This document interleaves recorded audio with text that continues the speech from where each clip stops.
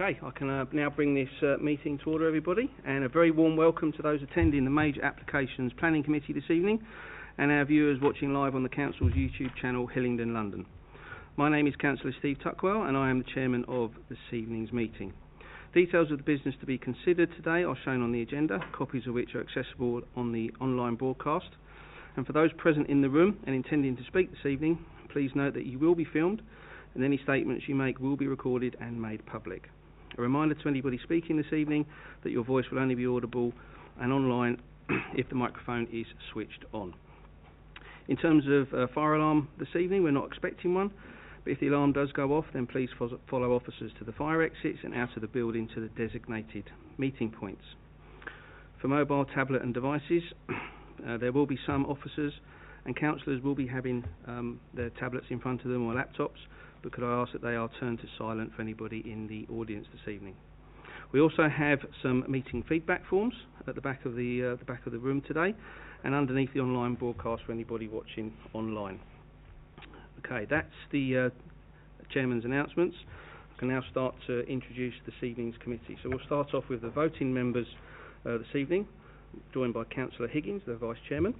We have Councillor Bennett with us this evening. We have Councillor Davis. We have Councillor Dott this evening. We have Councillor Gaelic and Councillor Gill. Good evening to you all.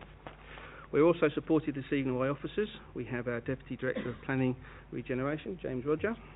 We have our Strategic and Major Planning Officer, Mandip Malhotra. We have our Transport Planning Officer, Alan Tilley. We have our Legal Advisor, Nicole Cameron, who's not here this evening, but she is on a screen in front of us, so she's joining us this evening virtually and not in present.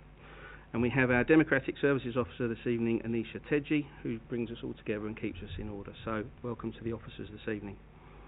Okay, that's the Chairman's announcements and domestic arrangements. We can now move on to the main agenda, and we'll start with Agenda Item 1, apologies for absence, Anisha.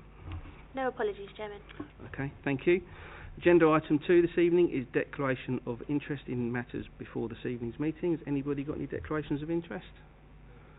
No? Okay, so we can move on to Agenda Item 3, which is to receive and agree the minutes of the last meeting. There are two sets of minutes to agree. There's the meeting of the 12th of May, which was directly after full council, and we've got a set of minutes from the 18th of May. So can I take those as agreed? Okay, we can record those as agreed, please, Anisha. Agenda Item 4 this evening is matters notified in advance or urgent, which there aren't any. And Agenda Item 5 is to confirm public and private reports, Part 1 in public, which all the items are in Part 1 this evening. There are no Part 2 or private items. And I can confirm that the items tonight, 6 and 7, will be taken in that order. And Agenda Item 6 this evening is a petition item with speaking rights, which we'll get onto in a moment. So that's the first part of the agenda. We can now move on to the applications themselves, which is Agenda Item 6, Breakspear Road Junior School, Bushy Road, Ickenham. And on that note, I'll hand over to Mandip to take us through the application. Thank you, Chairman. The application for Agenda Item number 6 is the Breakspear Junior School. The application site is located on the plan on screen, so it is simply the playing field that is part of the red line on the plan that you can see at the moment. The application... The application site is the playing field of the school. So the area outlined in red on this plan is not the whole school. So it's simply just the playing field that's outlined in red. The school demise is broader, and I believe there's another plan on screen. So the area in green denotes the green belt, and we have some heritage assets some distance from the site, but the application site itself has no site designations. As I mentioned earlier, the application site is broader than just the red line that you've seen on the last two plans, so the whole school demise is shown on this site location plan in red and comprises of all of the school buildings. The application proposal is the installation of a synthetic turf pitch and associated subbase, which is shown on screen in this drawing. Just here. There we go. The proposals also include the installation of lighting columns, and I believe there is more information on another plan. So these are the proposed pitches. We have consulted Sport England as a statutory consultee, and they have raised no objection following negotiations with them about a community use agreement. So there will be not just use of the playing pitch during school hours, but also outside of, well, for very limited periods of time outside of school days. Those hours of use are set out in condition number 8 in the officer report, and that's on page 12. We're looking at term time use up until 7 o'clock in the evening on Monday to Friday, and then up until 5 o'clock in the evenings on Saturday and Sunday. In the school holidays, however, those times are restricted further to no more than 5:45 Mondays to Fridays, and the same hours on Saturdays and Sundays. And those holiday hours do exclude the Christmas holidays, so that's summer, Easter, and other half terms. So we do have restricted hours of operation for the pitch and the floodlighting during out-of-school hours. I just want to try and point out where the lighting columns are on this plan. So we have 1, 2, 3, 4, 5 and 6. So that's along the 2 longest boundaries of the pitch. We have a drainage plan, so there is drainage proposed, and there is no objection raised from the flooding and drainage officer on this application because of the proposals to have sustainable installations underneath. So you can denote that from the pink arrows, maybe purple, depends on your eyesight, I think. We have 8-metre lighting columns, so this was the image I was referring to earlier. 6 of these are proposed. They will all have, I'm not sure if this is clear, but they will have cowls which will direct the light down onto the pitch as opposed to allowing it to disperse in all directions. And that's also shown here in the lighting plan. So the location of the poles and the orientation of the cowls are denoted by the arrows here. So these arrows, that then identifies the way in which the light will be dispersed both onto the pitch and prevent it from being from the light from spilling beyond the boundaries of the application site. So the lux levels are shown on this plan insofar as the highest intensity is primarily to cover the pitch, and the lux levels, so that's the lighting and illuminance levels, will reduce the further you move away from the lighting columns. I just wanted to highlight that the area is, the application site itself is not at risk of flooding. However, the River Pin, located close to the application site, is covered by mapped drainage and flooding problems that have occurred over the last few years. I also wanted to just point out where the existing lighting columns were in Hoylake Crescent. So we have been able to find the highways mapping layer, and I didn't know this existed until today, but all of the red dots denote where there is a existing lighting column in the local area. And I thought that would be useful because I know that lots of the resident concerns relate to the level of light spill from the application site, so it's worth noting that there is already existing street lighting in the area as well. There are no existing lighting serving the existing sports pitch, just to clarify. So the concerns are that it's the new installations that are causing problems, causing concerns to residents.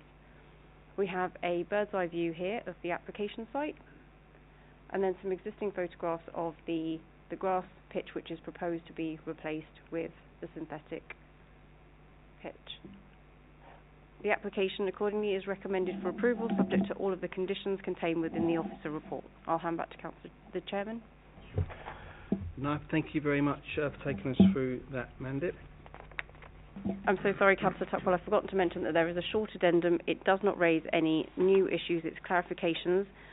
We have also received 2 additional letters of support today. There was a question James and I mentioned about whether they would be counted given that they've arrived on the day of planning committee, but that is a verbal update. Thank you. No, thank you very much for taking us through that. I'm sure voting members would have taken note of what was presented there. Okay, this is a petition item, so we do have speaking rights this evening. So the first person I'd like to invite to address the committee is David Eddington. Is that correct? Who is the lead petitioner, I believe. Good evening. Okay, if you'd like to come forward, take your seat, and then I'll just quickly give you an overview how the process works.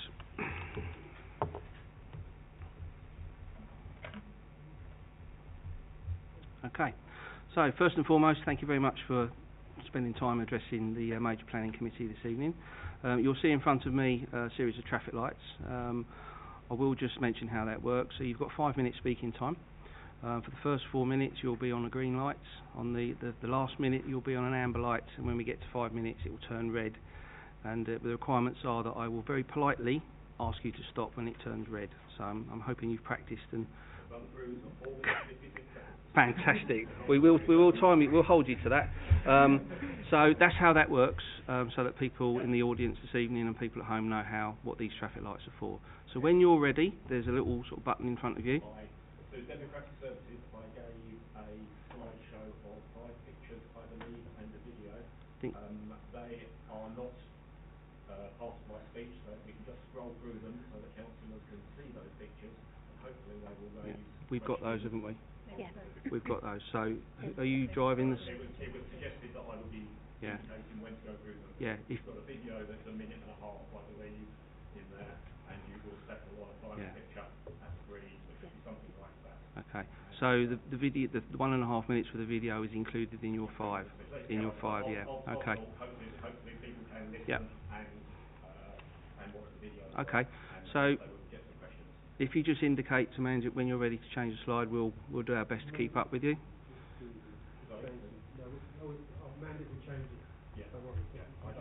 Thank you, Councillor Higgins.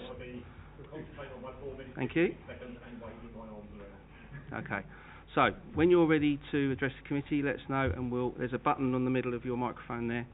If you want to press that, then the viewers at home will be able to hear you as well. Okay, over to you.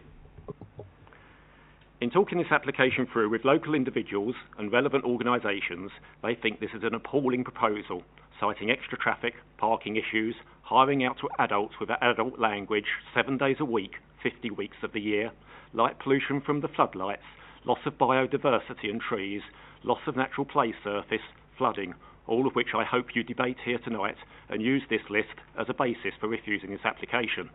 I moved to Wickenham aged 6 and immediately attended Breakspear Infant School. My time there was happy, with the chore of lessons compensated by the fun of playtime. 35 years ago we bought our current bungalow, a property facing the proposed AstroTurf field. In the early 2000s our 2 children attended the school and received a great education there.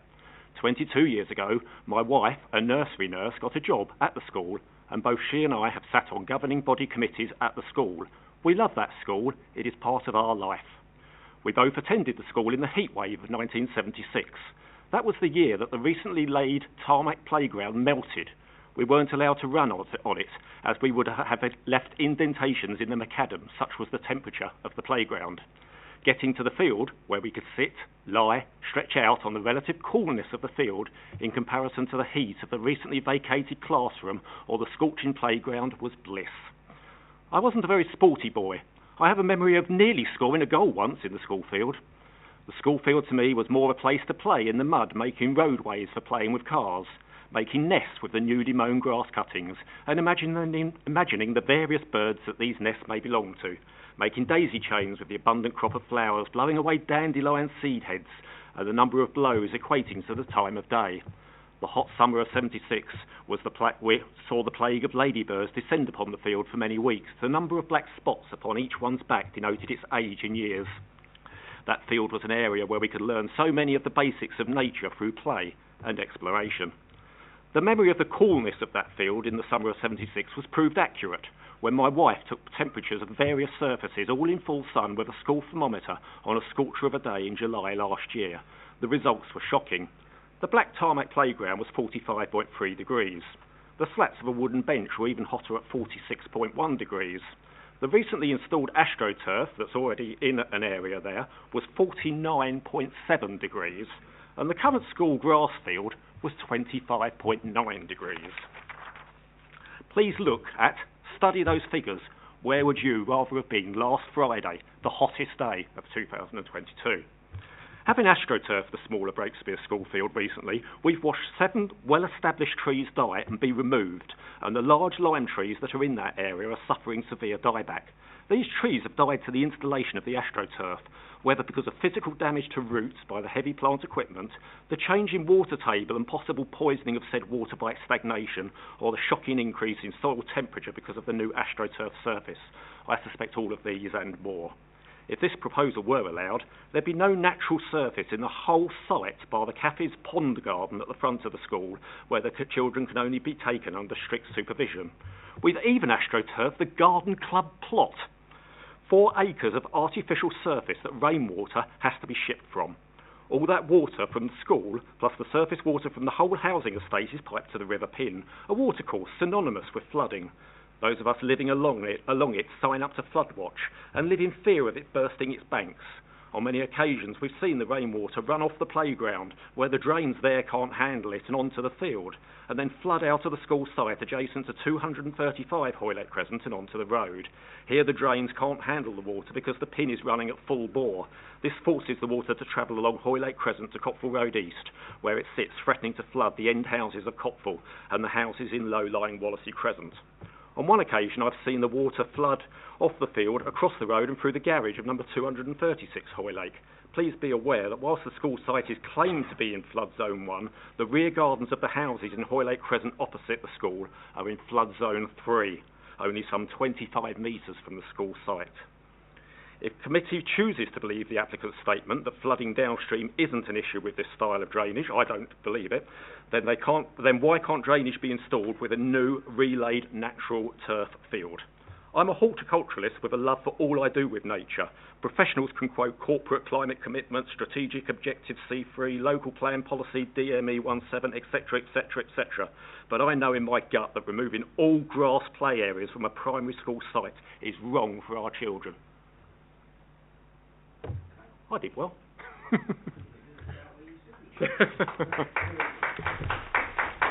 So, thank you very much for addressing the committee. I'm now going to ask the members if they have any questions for Mr. Eddington. No? Okay. Are you sure?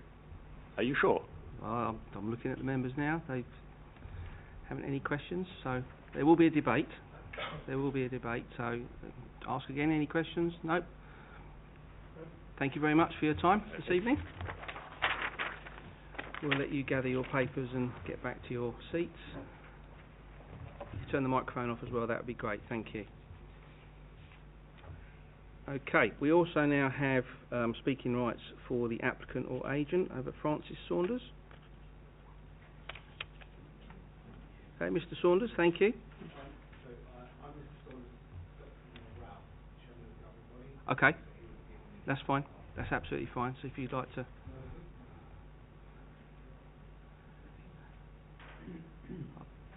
I will let you get comfortable. It's exactly the same process as we had for the petitioner, so it's the same 5 minutes, the same traffic light system. So once you're ready to speak, if you press the button in the middle of your microphone, your 5 minutes will start. And once again, thank you for taking the time to address the committee this evening. And it's over to you. I will begin. Yes, just to concur, thank you very much for the committee for giving the Breakspear School the opportunity to present its position this evening. As mentioned, I'm Neil Ralph. I'm chair of the governing body at the school. I'm sure you are all aware that school leaders are responsible for providing a broad and balanced education for our children, above and beyond academic subjects, including a responsibility to support the holistic development of children, comprising their physical, social and mental development and well-being. Physical activity is, for instance, a huge part of ensuring that their mental health is supported, their psychological well-being is as strong as it possibly can be. This can be more important for the children that we currently serve, having lived recently through significant disruption due to the pandemic.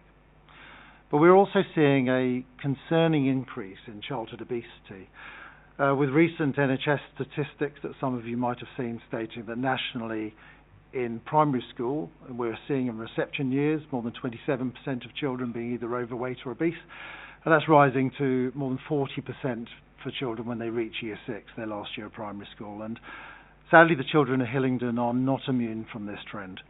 And as noted in Hillingdon's Childhood Obesity Action Plan that I noticed from 2019, the schools have a significant role to play, and that includes how we support our children within Ickenham.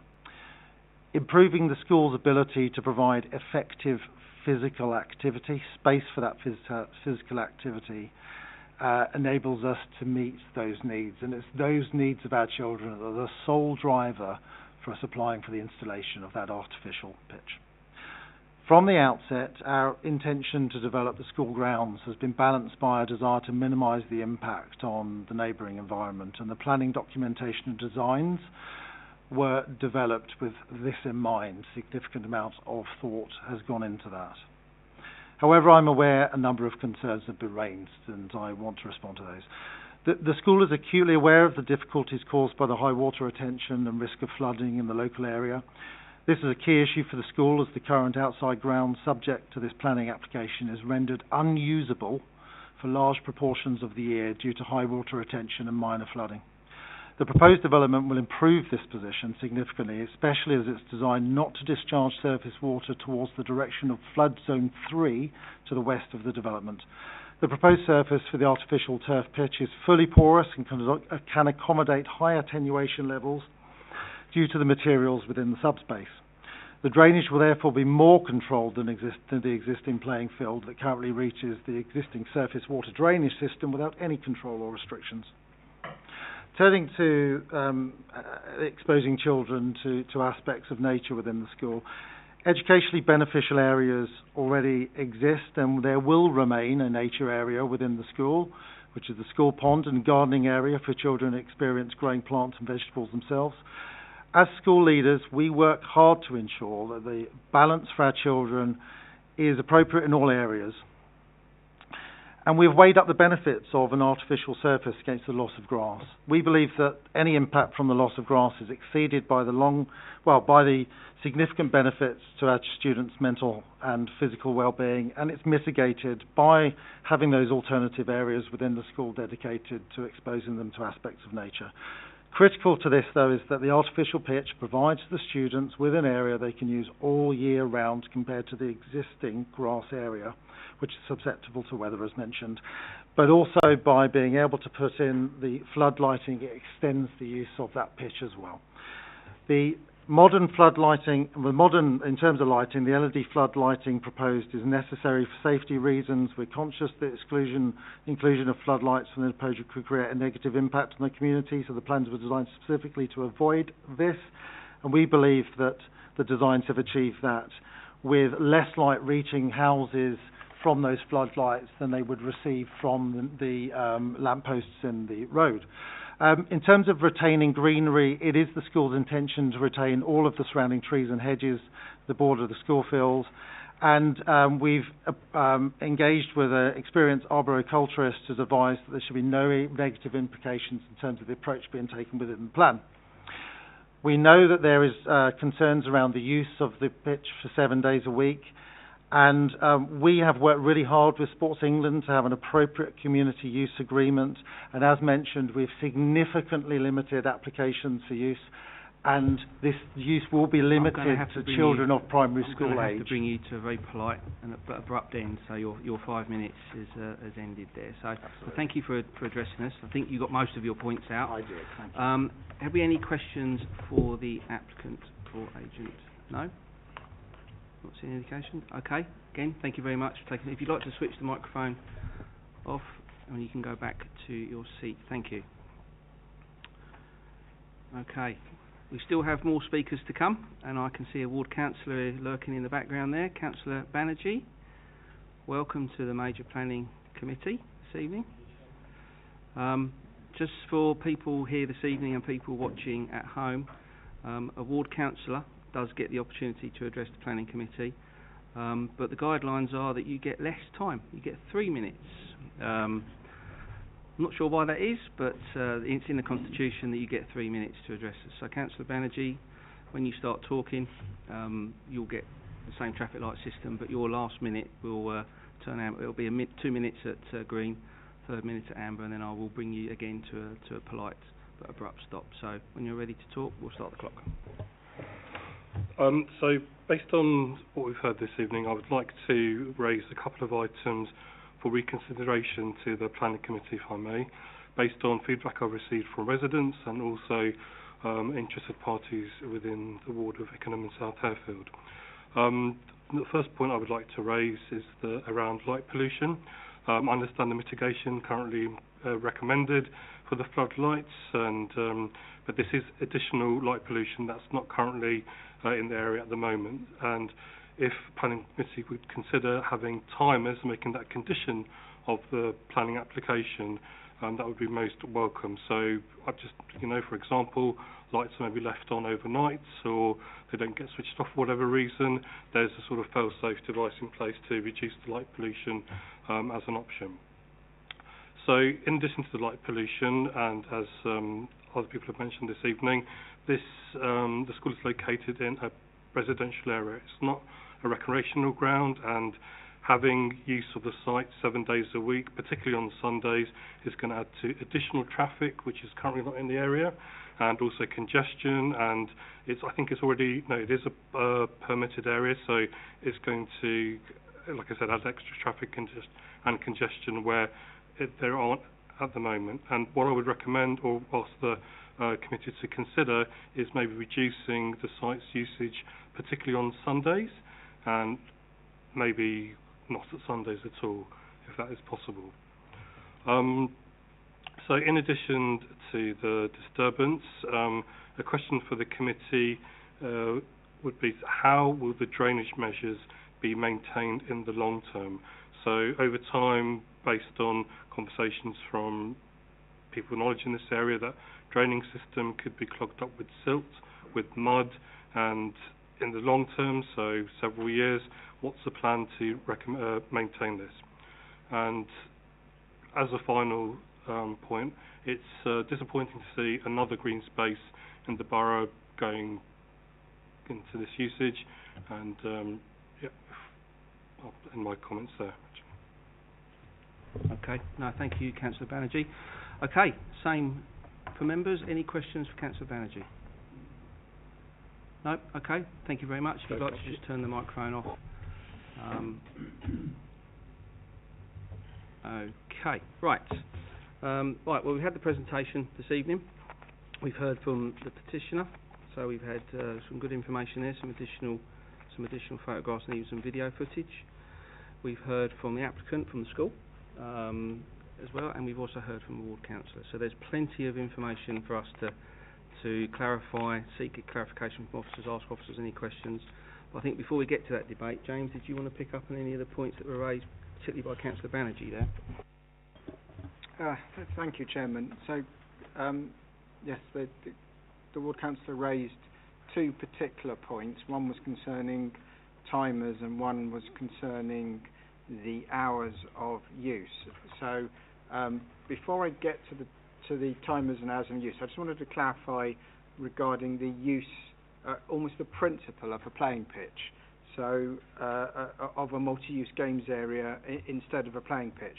So we've consulted Sport England on this application, and their comments are quite important. They're on pages 17 and 18 of the report.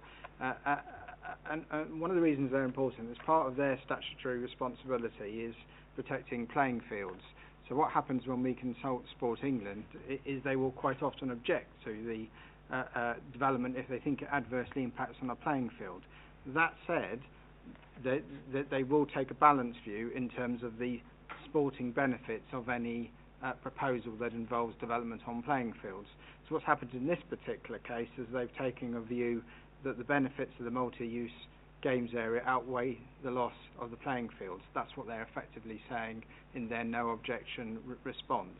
But also they've stressed that they wanted a community use agreement in place, and it's actually the hours that are in condition 8 actually stem from Sport England's request in terms of hours of use.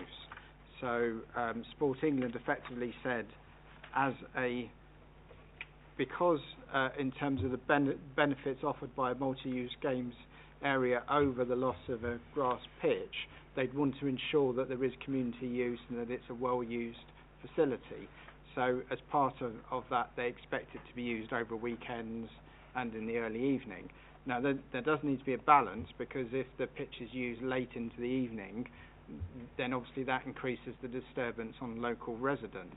And in this particular case, the 7 p.m. cut-off is actually quite early in the evening. So if anything, in this case, it's kind of weighed more in favour of the local residents, arguably, than widening the uses to the local community outside of the school. But your officers think that they are quite acceptable, those hours of use. So I wouldn't necessarily be recommending to you to vary those hours of use, and furthermore I'd be saying that I'd actually have a slight concern, because Sport England were keen to achieve a certain level of usage.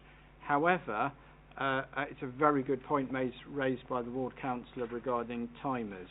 So looking at our conditions, I can't see auto switch off or electronic switch off in our conditions, and we do have some very thorough conditions, some very strict conditions on this application.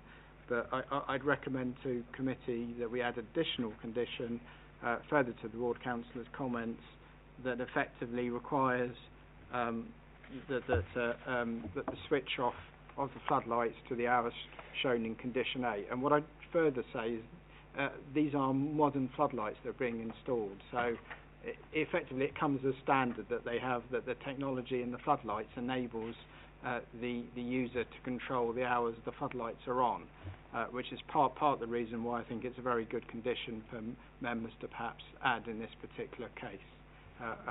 And officers could, I think, very easily word a suitable condition if you were to delegate authority to me to do so in this case. Thank you, Chairman. Okay.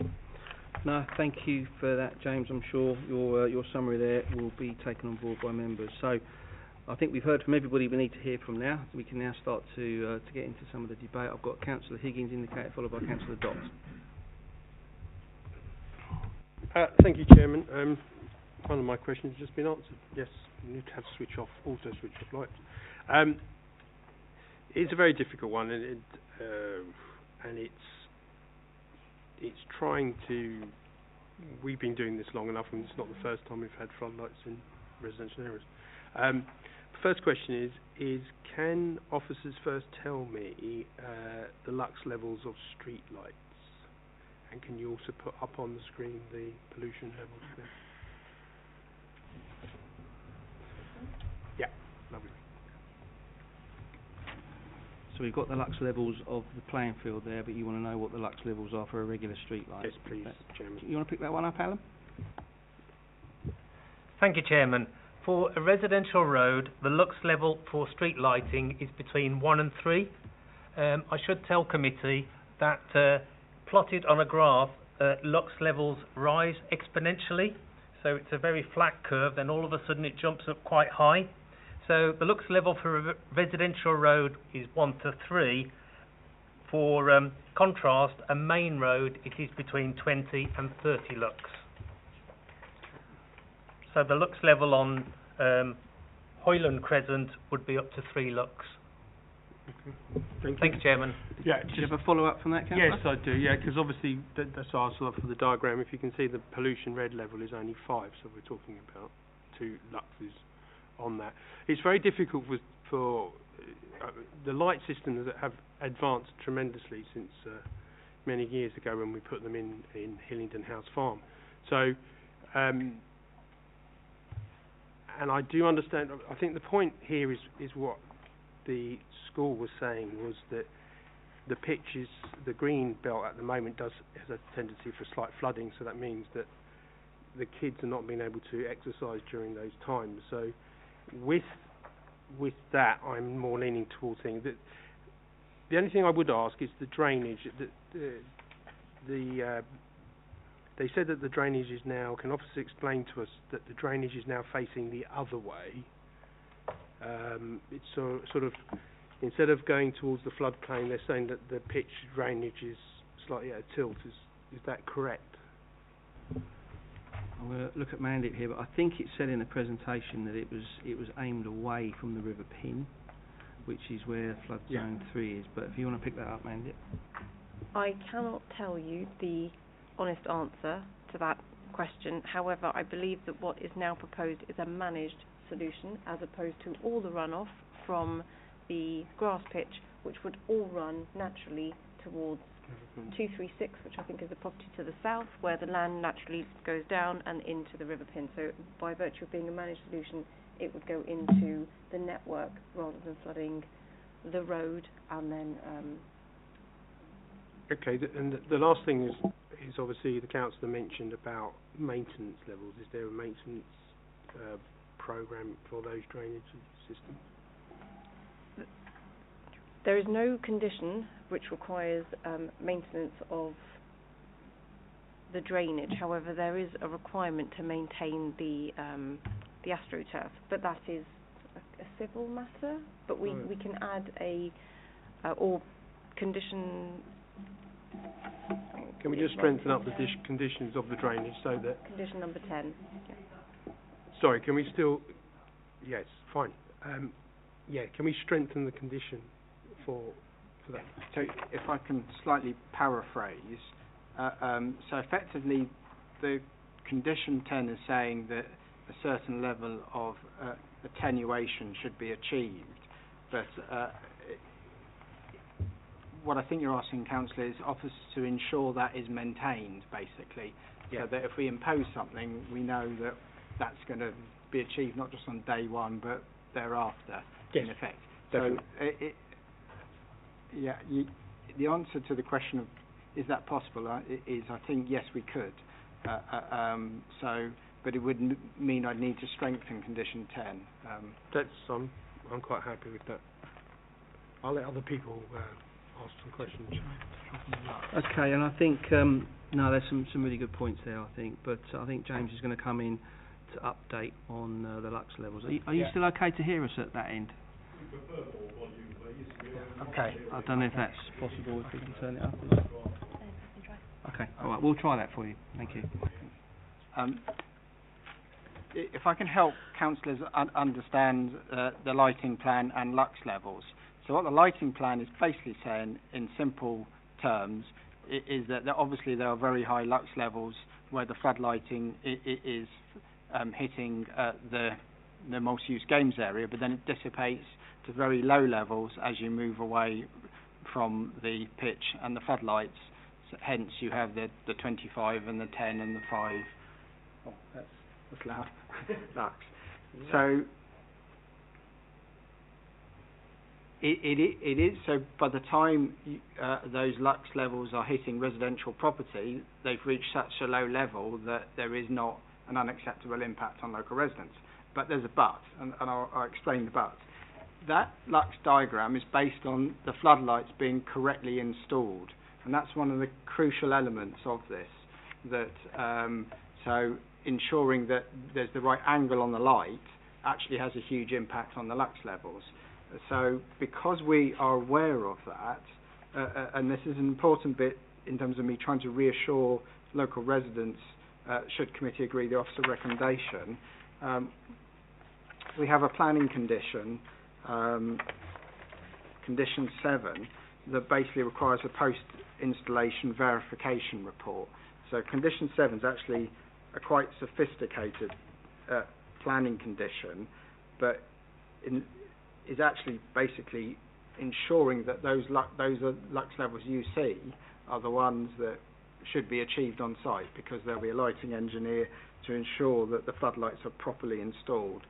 And actually, dare I say it, that is actually one of the most important things here, which is ensuring they're properly installed, because we've been given information that, in your officer's opinion, is saying that the floodlights will not have an unacceptable impact on local residents. But I have to caveat that's as long as they're installed correctly. But so long as the applicant complies with condition 7, members should have comfort that that issue is being addressed.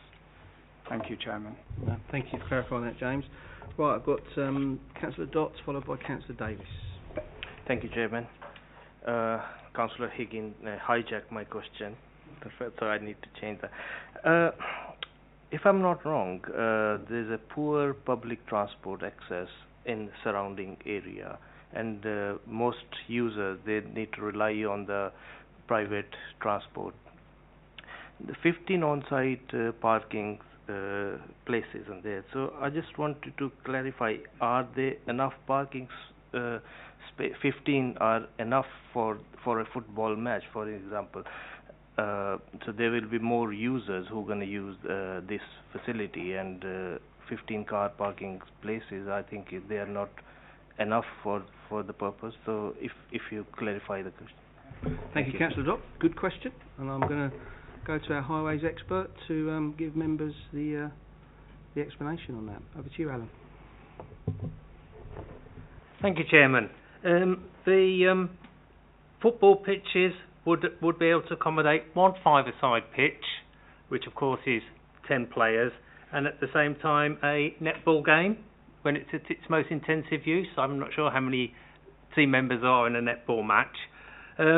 So we would expect some of the people playing football to be school children staying on after school.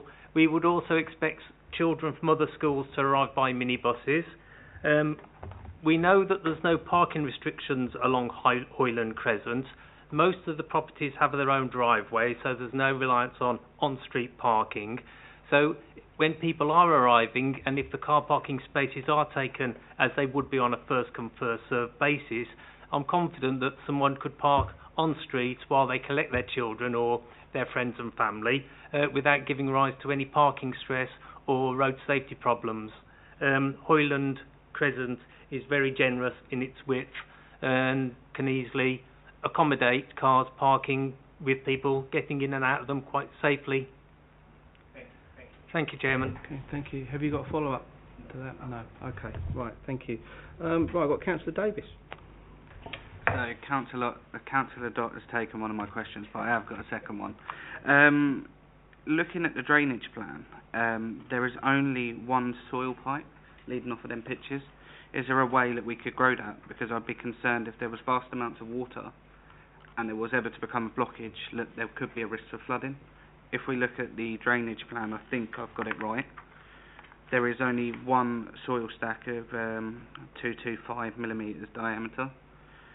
Is there a way, and it looks like we've actually got the drainage from the school included in that? If we look at on the big A3 drainage question from Councillor Davis.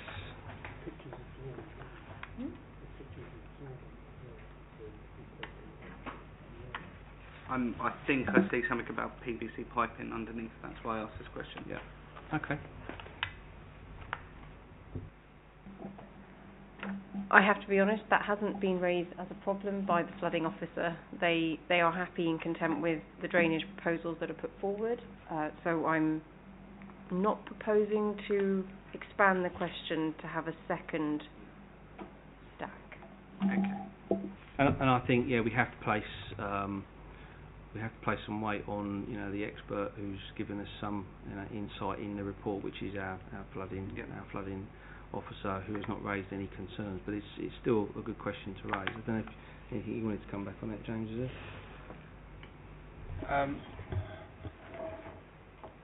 I think we can, as I said earlier, strengthen the condition in terms of maintaining what's proposed, but I'm very conscious in this case that the Flood and Water Management has looked at the drainage strategy and has no objections. And the other point, and I know some of the members of the committee will be familiar with, our Flood and Water Management officer. She does have a habit of sometimes, when she has concerns, of highlighting them and then ultimately saying whether she objects or not. But in this case, she just has no objection. She is happy with the proposals. So, yeah, I don't think there's anything further I can add. No, that's fine. Thank you. Okay, I've got Councillor Gill who's indicated, so we'll come back to Councillor Higgins after. So, Councillor Gill. Thank you, Chairman. Just a few questions on the lighting. Assuming the lights are not going to be on all day when it's operating, are they? They're going to be on when they're needed, when the visibility reduces? I'm assuming that's the case? Yeah, so we're actually conditioning that they have to be switched off at 7 o'clock. That's the latest. And then, as explained in Condition 8, on Saturday and Sunday and school holidays, there are more restrictive hours. Yeah, because just on that, because when the visibility is quite good, like on a day like today, when it's BST time, then there's no need for the lights. So the light pollution itself will be very minimal, if none, because they're not on. But whereas when the daylights start getting worse, they'll probably be needed in the sort of last couple of hours of the Monday to Friday times, and the same as the weekend. I think a further point I can make to help committee is obviously we have dealt with floodlights before. I think the most recent one the committee dealt with was the QPR facility in Hillingdon, and that had less strict conditions than this. But there was a reason for that, because there wasn't any residential property nearby. Because of the close proximity of residential properties, this has the stricter planning conditions, the hours, and there are 11 different conditions, and I didn't mention it before, but there is a tree protection condition as well, condition 4. I mentioned that because that was one of the points raised by the first petitioner. Thank you, Chairman. Thank you, James. Did you have a follow-up, Just to follow up on that, when the lights are turned off, is it an instant kill on them? They just go from light to dark? Because I've seen some horror floodlights where they kind of phase down. I see Mandip nodding there, but I think you're referring to the old sodium lights that used to take forever to come on and forever to go off. But I take it these will be highly efficient LEDs, I guess, yeah. Okay, is that okay, Councillor? Right, I've got Councillor Higgins and then Councillor Gaelic. I'll let Councillor Gaelic go first. It's fine. Oh, you'll give him way. I'll give way. Okay. I'm a gentleman. Oh. There you go, Councillor Gaelic. Thank you, Chair. Just have a question. The ground on which the school is situated, is it the property of the school itself or Hillingdon Council? And also, when this playing field is used during the weekend, not during the school hours, will it be allowed the use of other organisations or just the pupils from the school? And will there be a charge if it's not the pupils? Okay, a number of questions there. James, you want to pick those up? Confirm it is Hillingdon Council, it's not an academy. And yes, the community use agreement will enable outside organisations. And actually, Sport England, and we are keen that it isn't just used by the school, but so long as that occurs within the hours in set out in condition 8. And the use will be free, yes, or other? Oh. I don't know think about the issue of charging, but I'd say that's beyond the control of the planning authority. It's probably a question that everybody's thinking about, but I think it's a matter for the school and not for this committee. So whether they charge or not, it'll be on a case-by-case basis, I guess, as well. That's a matter for the school. Thank you. Now we can go to Councillor Higgins, and then we'll follow by Councillor Bennett. To give some assistance to Councillor Davis, the modern pitches, artificial pitches, are quite absorbent of water as well, so they will take quite more than a green field, to be fair. And I would have thought on the payment side that's how the school will try to refund the pitch late, because they're quite expensive. I'm going to, with a heavy heart really, I'm going to propose this and to go with officer's recommendation with the additional condition that we discussed earlier. So I will summarise those, but there is auto switch condition and beefing up the drainage maintenance condition 10. Yeah. Thank you. Okay, so you're moving officer's recommendation. Thank you, Councillor Higgins. Councillor Bennett. Thank you, Chairman. So I had a question around the opening hours, which James kind of clarified, just around the restrictiveness of the evenings, so in terms of the investment that's been made into the multi-use game site, that actually just 1 hour in the evening does significantly restrict what it could be used for, and you helpfully clarified, obviously, to placate the impact on residents. I did have a query around the school holiday hours, just as to why, particularly on Monday to Friday, they're different. We're not starting to use it until 9 o'clock any other sort of week of the year, but when it comes to Monday to Fridays and school holidays, it can start at 8:30 and then finishes at 7:45 rather than 7, just if there was any reasoning and justification behind that. James? I can give a very simple response, which is these hours stem from effectively a bit of push me, pull me. So Sport England like to have as long hours as possible. As a local planning authority, we've been mindful that there is a close proximity of local residents, and a number of them raise concerns, so we have taken that into account.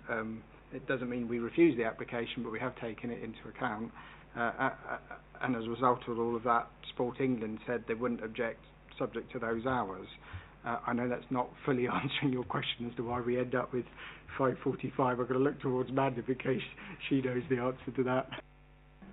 I think it's exactly as James said. They might have wanted us to have them from 6 a.m. until 10 p.m. and it's a bit of bartering to say that's unacceptable to local residents, so we've come to what we all believe to be an appropriate position. I would just to come back on that. I mean, I think I question the sort of community use, just in terms of if you've got an organisation that wants to do 6 or 7 in the evening, but then you say, well, actually for 13 weeks of the year you can't have it because we start at 5:45, just because it's school holidays. It doesn't feel that logical. That was the only feedback I wanted to give. Totally agree. And there was just one other point, building on Councillor Gill's point around the lighting.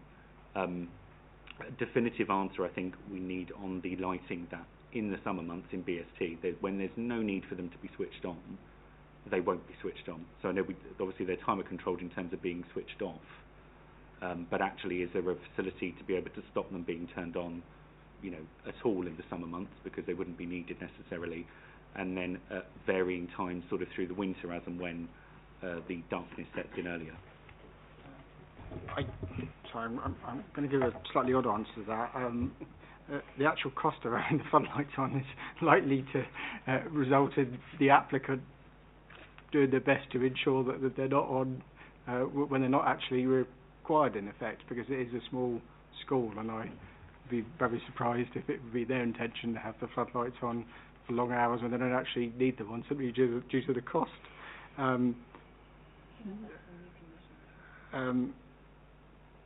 I mean, yeah, I'm not. I don't know enough about the automatic switch off to know how whether there's anything we could do that's more sophisticated than simply ensuring the lights automatically switch off at the hours shown. I think the point that Councillor Bennett was making is that, will there be several months in the year where we don't need these lights at all? And it's making sure that we can, whether there's an informative or something, I don't know, that we could, so just gives the school the heads up that our expectation would be that when we don't need the lights, they're not on. But that's obviously, I don't know. Before we go to Councillor Higgins, anything on that, Councillor Bennett? You okay with that, James? We can certainly add an informative. What I was trying to work out is I don't want to say that we can impose something that then can't actually be achieved. And I know we can require the automatic switch off because these modern floodlights, they all have some kind of automatic switch off, and I know that we can strengthen condition 10, hence my comments on both of those particular points. I guess regarding the hours, what I was simply saying to committee is a sort of word of caution given Sport England's involvement in terms of varying the hours. If it hadn't involved Sport England, then I'd probably be sort of encouraged, being slightly more flexible, I guess, in my response to the committee. I think just to paraphrase that, there's been a lot of discussions, and I think we haven't got a lot of wriggle room on the opening hours, given that they are quite restrictive anyway. But Councillor Higgins, did you want to come back on something? Yeah, I always get a bit scared when we go over the top on things like this. If the lights are on in 7 o'clock, they're not going to pollute anything anyway because it's daylight. But there is sometimes we do have very overcast days, or maybe late in the summer or something like that, and I don't really want to be in the place to sort of restrict the school from still operating if they need it to be. And I think what James said is quite clear as well, that the school won't want to put these lights on unless they really have to, because they do cost money. So, and I think at 7 o'clock, really, it's sort of like, you know, okay. Okay, thank you. No, the speaking rights are for the. Oh, that's what's been described. So there's the same amount of speaking rights for petitioners, applicants, and a ward councillor. So those have passed, I'm afraid. So.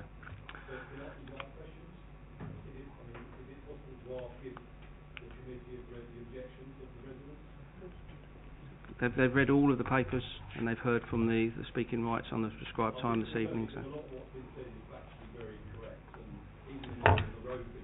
Okay, but you're addressing the committee when you're not entitled to, sir. So we've had the opportunity to address the committee through what's been said today, and we have to leave it at that, I'm afraid. Thank you. Okay, I'm looking now at members. Councillor Dott. Thank you, Chairman. I'm happy to second the officer's recommendation. Thank you. Thank you, Councillor Dott. Right, any other members?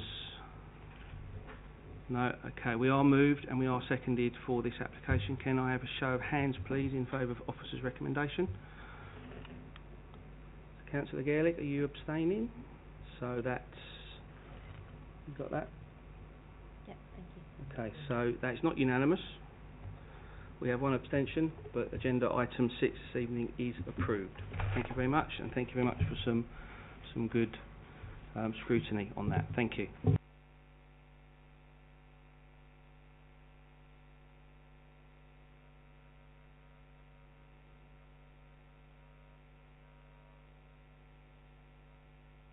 Okay, thank you. Okay, thank you very much. Thank you, sir.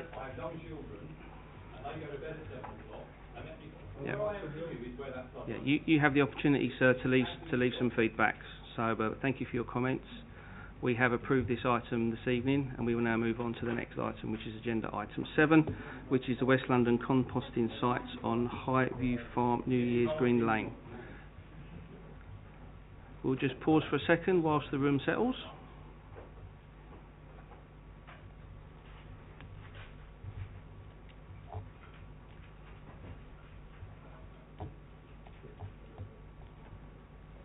Okay, so the room has now settled a little bit, so we can now move on to agenda item 7. Mandit, over to you, please. Thank you, Chairman. Agenda item 7 is the West London composting site at Hgv Farm on New Year's Green Lane in Harefield. The application site straddles New Year's Green Lane. It has a section of site to the north and a section of site to the south. They are both connected and both form part of the same business operation for organic composting and recycling of waste. So the application proposes to intensify the amount of waste that will be put through the site. It would be at 75,000 tonnes per annum. The report is very detailed. This is an unusual application, not one we see all the time. So I will try and take you through the application itself. So it currently produces compost from organic waste. Now the organic waste comes from all over West London. We are part of an alliance of West London local authorities whereby we all have a joint West London Waste Local Plan. Within the West London Waste Local Plan, this site is actually allocated to be the site for organic composting and waste recycling. So with that in mind, there is a policy presumption in favour of having waste composting at its site. However, the application site is wholly within the Greenbelt. It is surrounded by and is a Greenbelt location. So waste and composting are all industrial processes. So this is an application that requires very special circumstances. It's not an appropriate use within the Greenbelt. Now, with that in mind, I would like to point you to, I've probably lost the page now after making a marker. There are some very special circumstances set out on page 61. So pages 60 and 61 set out the reasons why, whilst this is a Greenbelt location and whilst it's not an appropriate use within the Greenbelt, There are other material planning considerations which really warrant this as a recommendation for approval, albeit not a typical use in the Greenbelt. So we are working towards net zero, and alongside all of the recommendations or points raised at page 60 to 61, so those are the 6 bullet points, the application does have very special circumstances and therefore is deemed to be on balance an acceptable use of this Greenbelt site. I will take you through the rest of the plans, but it was useful to go through the fact that it is Greenbelt land while we're on that plan. So part of the application site does actually have permanent residency, so permanent permission for waste recycling. However, the other half of the site only has temporary permission. So the application is really to regularise that the whole site will operate under one permanent operation for waste, for composting. So here is the application site. You'll see that within the application there is lots of reference to windrows. Now, it's taken me a while to understand what a windrow is. I initially thought that the spell check had gone wrong, but no, it's a real thing.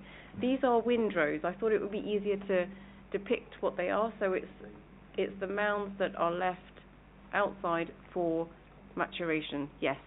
So these are windrows. So the northern part of the site is obviously doing the is less contained or enclosed, is a better word, and the southern part of the site, as you can see from all the buildings and enclosures, is more of the enclosed part of the processing for the application site.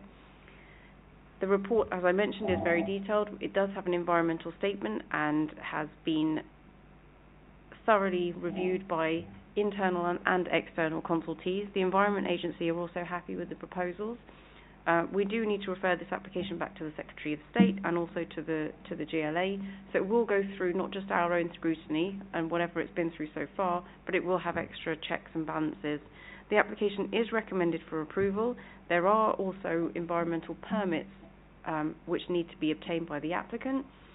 So we are just one layer of control, but we are only authorising or recommending approval for the 75,000 tonnes and the retention of this site for permanent use rather than its current temporary use. I'll hand back to the Chairman. No, thank you very much indeed for taking us through that. This is a Greenbelt application. I'm sure members would have read through that and got through the very special circumstances. Well, I think we outlined on page 60 and 61, I think, or 59, 60. Okay, Councillor Higgins, do you want to take us out on this Thank one? you, Chairman. This takes me back. The first application was approved, and it was one of my first planning committees when I was first elected. I've got no really problems with this. I think it does a fantastic job for West London. And the only issue we have is with it is in the height of summer, the smell. But I think we've covered that on your odour thing. So, and obviously half the site is permitted now anyway. It's over 10 years old. So I don't really have a problem with this, and I would go with officer's recommendation and propose it. Thank you, Chairman. No, thank you very much for that, Councillor Higgins. Councillor Dott. Thank you, Chairman. I have no concerns about this application. I have just a quick question, and I'm happy to second what Councillor Higgins said. As this is a joint, this facility is going to be used by other local authorities as well. Is there any facility in other West London councils where we use their facility with the similar capacity, or? We do for black waste. I think that's exactly. I think there is sharing of different types of waste in terms of where we deposit it. So this is the one I know about, which is organic, which is green and brown, so food and garden waste. But I believe that we also share facilities with other areas for things like general refuse and the other one, plastic recycling and cans and so on. I don't know the exact details. It's probably in the West London Waste Plan, which is at my desk, so I can't answer that in any more detail, sorry. No, I think, does that answer that question for you, Councillor Dott? Okay. Councillor Bennett, I'm just looking around. I just had a question on, I think it's where we part 5 of the recommendation, where it talks about Hgv movements. So it says they're restricted to no more than 41 one-way Hgv vehicle movements a day. But as an odd number, that kind of implies that one of the vehicles goes in and doesn't come out again. Should that be an even number, just for the sake of ease, rather than relying on the operation to have to ensure one vehicle doesn't leave? I'm going to refer that one to Alan. I bet you weren't expecting that one. The figure of 41 vehicles has been calculated by the amount of waste that they can carry up to the cap of how much waste the plant can handle. It comes to 41 vehicles, but yes, it would make much more sense to have an even number so that we don't have one vehicle left there overnight. Thank you, Chairman. Okay, good spot. Good spot. Down or up? I'll take the advice of the Vice Chairman and say down. Okay. We can. Through you, Chairman. Sorry about that. The only reason I say that is if the maximum is 41 and we say 42, then they're in breach of their conditions. So it's better for us to go down than up. Okay. Sure, we can make that minor amendment, can't we, James? Yeah. Happy with that? Yeah. Okay. Right. I'm not seeing any other members indicate. Councillor Gaelic, over to you. Thank you, Chair. Just wanted to ask, is the newest Green Lane the only way they can come in and come out from that side? Because that road is very narrow, and on occasion I've seen collisions or people not giving way. It certainly is a narrow carriageway, Alan. Yes, it is a narrow carriageway, and the speed limit along it has recently been reduced.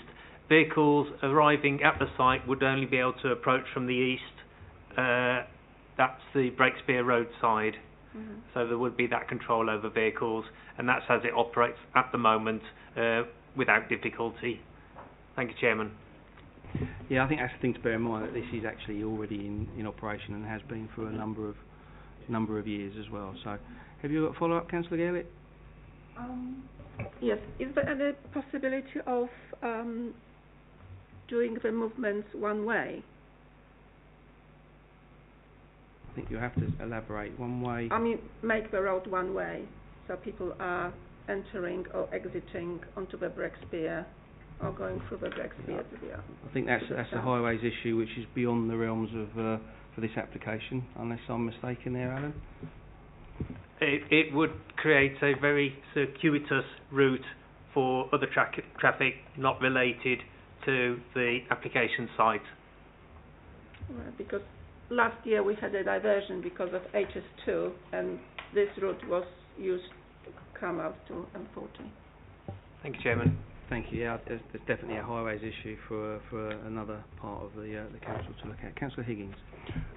With the councillor in the audience still, maybe he can look into that of making Green Lane one way. That's something he could put forward. More work for the local councillors, I can see coming. Okay, right. I'm not seeing any other members indicate. We are moved by Councillor Higgins. We are seconded by Councillor Dotts. Can I take a show of hands for this application, please? So is that unanimous, Councillor Gaelic? Was that hand up there? Did I see that? Excellent. So that is unanimous for agenda item 7. Okay, right. That brings us to the end of this evening's meeting. I'd like to thank officers for your participation this evening. I'd like to thank members for your scrutiny. I'd also like to thank Nicole, who's been sitting there. Yeah. So, and also I understand you'll be moving on from Hillingdon very soon. So, on behalf of the Majors Planning Committee, I'd like to wish you every success in your new chapter. So, all the best to you for supporting us over these many months and years, it feels like. But also I'd like to thank anybody that's been watching this evening, and again those petitioners and applicants that also participated in this evening's meeting. And on that note, we will close the meeting down. Thank you.